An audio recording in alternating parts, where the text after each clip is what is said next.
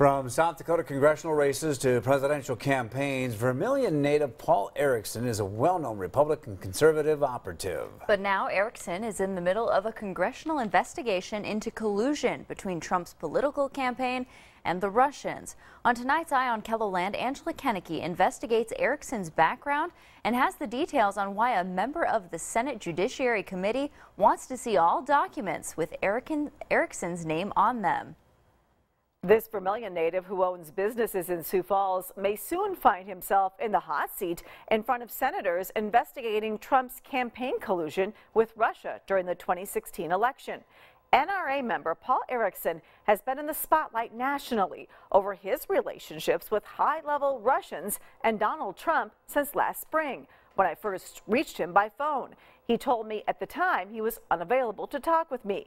But just recently, the New York Times described an email written by Erickson after it was handed over to congressional investigators, in which Erickson tries to set up a meeting between Trump and Putin. The New York Times reports the subject of the May 2016 email sent by Erickson to a Trump campaign advisor was Kremlin connection. According to the New York Times, Erickson wrote, "Putin is deadly serious about building a good relationship with Mr. Trump. He wants to extend an invitation to Mr. Trump to visit him in the Kremlin before the election. Let's talk through what has transpired and Senator Sessions' advice on how to proceed." It's unclear if a meeting transpired from that email, but Sessions told the House Intelligence Committee he didn't remember the request. Now, Democratic Senator Dianne Feinstein, who's on the Senate Judiciary Committee, is asking for all documents related to the NRA, Paul Erickson, and others. We certainly crossed paths. Our KELOLAND News investigation began digging into the background of Paul Erickson, and that led us to his longtime political foe, Steve Hildebrand. Paul Erickson has been heavily involved in Republican politics for decades.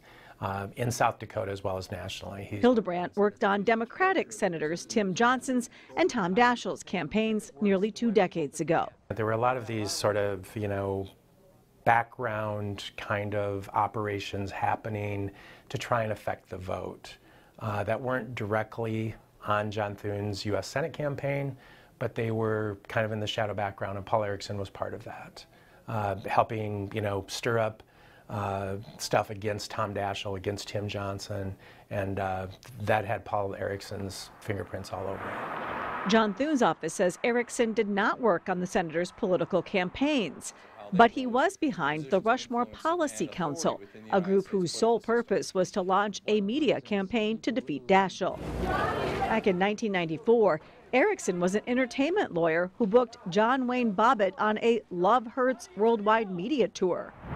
Erickson also has a Southern Sioux Falls office for a company he formed in 1996 called Compass Care. According to an annual report on file, Compass Care is a senior living housing development in operation.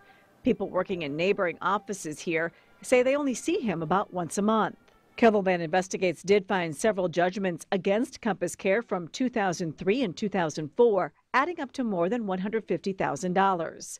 Later, Erickson worked on several Republican presidential campaigns, and there are reports from 2016 that Erickson claimed he was on the Trump presidential transition team. We do know that Erickson is connected to this Russian gun rights advocate, Maria Butina. Butina has worked for the deputy governor of Russia's central bank, Alexander Torshin. Erickson and Butina's alliance includes a South Dakota business. According to the South Dakota Secretary of State's office, Erickson and Butina formed a limited liability company in 2016 in South Dakota called Bridges. It's unclear what that company does. Now he has this close friend and business associate who is part of the gun lobby in Russia and somebody close to Putin, and working with her to try and bridge some, international alignment with one of our enemies. It doesn't look good for Paul Erickson. The address for both Butina and Erickson in the Bridges business filing is this apartment building on West 57th Street. Erickson. Hi, is this Paul? This is Paul. Hey, Paul, this is Angela Kennecke from KELO TV. Hi, Angela. How can I be of help? Well, I was wondering if you would be willing to talk to us about what the New York Times is reporting about you trying to set up a meeting between President Trump and Putin. Oh, hi. Yeah, it didn't exactly happen that way. But Erickson told us he's currently on the East Coast and was answering the call at his apartment door remotely. Yeah, Congress is asking for all correspondence with your name on it. Are you aware of that?